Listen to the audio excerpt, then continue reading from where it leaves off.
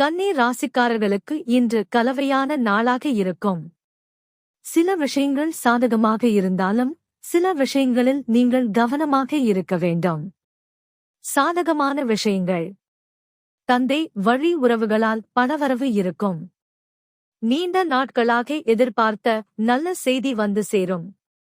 குடும்பத்தில் உங்கள் ஆலோசனைக்கு முக்கியத்துவம் கிடைக்கும். வியாபாரம் வழக்கம் போல் நடைபெறும். அரசு பணியாளர்களுக்கு பதவி உயர்வு மற்றும் ஊதிய உயர்வு கிடைக்க வாய்ப்புள்ளது.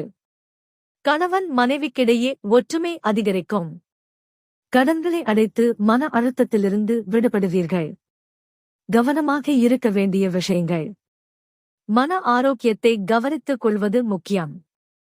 வெளியில் புதிய தொடர்புகளை உருவாக்கும்போது கவனமாக இருங்கள். உங்கள் துணையின் உடல்நலத்தில் கவனம் தேவைப்படலாம். சகோதரர்களால் சில பிரச்சனைகள் வந்து நீங்கும். பணியாளர்களின் ஒத்துழைப்பு சுமாராகத்தான் இருக்கும்.